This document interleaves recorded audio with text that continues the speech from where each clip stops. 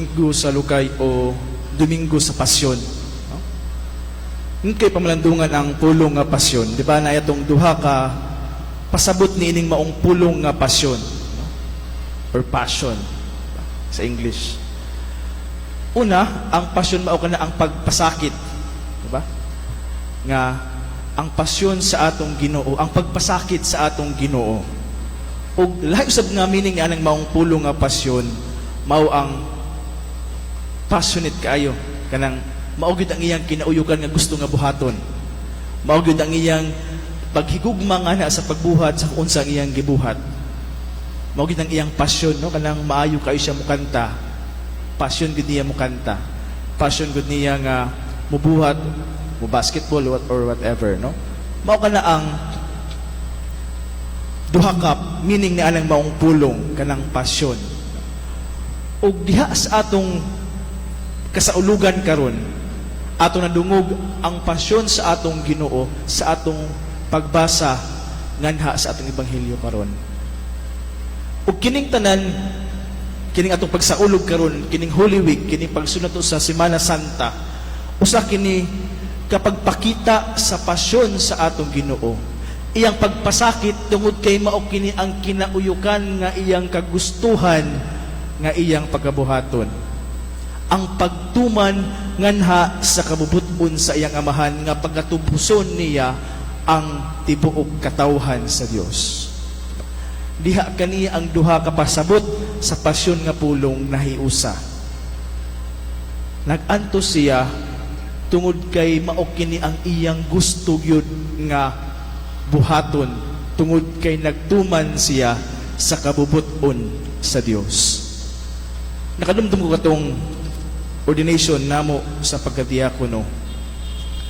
Si Bishop Yat, ang atong obispo diri sa Surigao, nagpahinumdum kanamo nga ang pundasyon sa pagkamasinugtanon, the foundation of obedience, nga mo'y gihimo ni Jesus karon ug tungod nining mao nga atong kasaulugan nga Eskasimana. The foundation of obedience is love.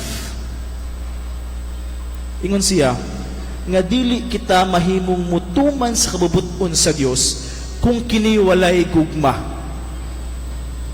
Ug tungod niya ng paghigugma lamang, kita mahimong makatuman nganha sa kabubuton sa Dios. Ingon sa Ebanghelyo ni San Juan, nga mao'y among moto katong among ordinasyon sa pagkapari. Ingon si Jesus, John 14:15, chapter 14 verse 15. If you love me, keep my commandments. Kung nahigugma ka kanako, buhata ang tanan akong gisugo. Ug mao kini ang gipuy-an ug gihimo ni Jesus diha sa iyang pagpasakit nganha sa cross. Nahigugma siya kaayo sa iyang amahan nga tanan nga iyang gisugo ug ang kinauyukan nga sugo mao ang pagtubos sa kalibutan nga maoy nahiaguma niya nga nganha sa kamatayon sa krus, gituman niya tungod kay napugos siya kay mao isugo sa iyang amahan, kundi nahigugma siya sa iyang amahan mao nga gituman niya bisan pa man nganha sa kamatayon sa krus. Diha sa tungunang pagbasa, diha sa pagbasa ni Propeta Isaías, sa pasahon ni Propeta Isaías, ingon siya, gitudloan ako sa Ginoo sa Dios sa angay kong isulti aron mahibalo akong mudasig ni adtong gikapuyan. Matag buntag gidasig niya ako sa pagpaminaw sa buod niyang itudlo kanako. Gituman niya bisan pa man luyo sa mga nagdaog-daog kaniya si propeta, sa nagbiay-biay kaniya tungod kay giwali niya ang kamatuuran sa Ginoo sa paghigugma. Ug kini diha usab sa iyang kaugalingon ni propeta Isaías, iya kining gipuy-an, no? Ingon siya, gipatara ko ang akong likod ni atong buot muhampak kanako, no? Ug ang akong aping ngadto sa mga milagnod sa akong bungot, wala ko ilingiw ang akong naong sa nagbugal-bugal ug nagluwa kanako. Mao kini ang obedience ni propeta Isaías. Diha sa atong ikaduhang pagbasa nganha sa sulat ni San Pablo ngadto sa taga Filipos, atong napaminawan ang pagtuman, ang obedience ni Jesus nganha sa iyang amahan. Ug mao kini usab daw ang atong batunan isip mga Kristiyanos. Diha kaniya kanunay ang kinaiya gayud sa Dios, apan wala siya magunahuna pagpakigtupong sa Dios pinaagi sa kusog, kundili sa iyang kaugalingong kabubuton, diha sa iyang kagawasan, diha sa iyang paghigugma. Iya kining gibiyaan ug gisulob niya ang kinaiya sa usa ka sulugoon.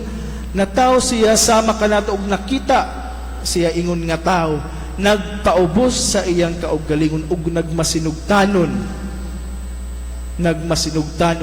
hangtod sa kamatayon, ang iyang kamatayon nganha sa krus. Interestingly, ang ebanghelyo nga atong ibasa, ang pasyon sa atong Ginoo diha sa ebanghelyo ni San Marcos. Nya na peculiar kaayo nga diha sa narrative ni San Marcos. Nga diha sa katong harden sa Getsemani, katong gidakop na si Jesus, naayos sa katao, naayos sa kabatanong lalaki nga bitagan. Nya kung atong lantawon, nganong gibutang man to dito nga murag wala siya'y relasyon sa maong narrative. Ug sa iyang pagdagan, iyang gihukas ang kupa, na siya gihukas. Nya nagdagan siya nga walay suot. Naay mga nag-ingon nga katong iyang gihukas mao kato ang gisulob diha sa panahon sa pagdawat niya sa pagtuo sa Ginoo, sa iyang pagkadisipulo nganha sa atong Ginoong Hesus. Nga diha sa panahon nga gilutos na si Jesus, nidagan siya, nitalaw siya, ug gihukas niya ang pagtuo ug ang iyang pagkadisipulo nganha sa atong magtutudlo sa atong Ginoong Hesus. Sayon kaayo moingon nga nabatian kanako, sayon kay moingon nga mutuman ko sa kabubuton sa Dios. Akong ihalad ang tanan akong kaugalingon nganha sa Dios. Kung kini pabor kanato, ay musimba ko kay na ako'y hangyo sa Ginoo. Mag-alagad ko sa simbahan kay ganahan kaayo ko nga mubasa kay mas ma-improve ang akong confidence. Ay magbari ko for whatever reasons, no? Nang pabor ka nato apan sa panahon sa kalisod. Sama ba kita niadtong maong batanong lalaki nga midagan ug mihukas nga na sa iyang pagtuo sa atong Ginoo? Si Bishop Yep usab nagpahinumdum kanamo katong panahon sa ordinasyon. Ingon siya nga ang tinuod nga paghigugma, true charity, means self-emptying, self-donation, and dying to oneself. Ingon siya, progressive tense, na progressive tense, always progressive tense. Tungod kay ang pagsunod kang Kristo is dynamic, never static. Always in the progressive tense, because daily, you will be dying to yourself as Jesus did. Kana mo'y atong pamalandungan nga ang pagtuma nato sa kabubuton sa Dios, sama unta ug mahisama awat nato ang pagka matinumanon sa kabubuton sa Dios nga si Jesus. Mahimo unta kitang mas obedient, mas matinumanon, mas maminaw sa kabubuton sa Dios alang kanato. Kay ang tanan, ang kinauyukan nga rason ining atong selebrasyon karon ug sa mga umaabot nga mga adlaw sa Semana Santa, mao ang pagtuman sa kabubuton sa amahan ni Jesus nga puno sa paghigugma. And always remember ang mga pulong sa atong obispo nga ang tinuod, ang pundasyon sa pagkamasinugtanon mao ang paghigugma. Amen.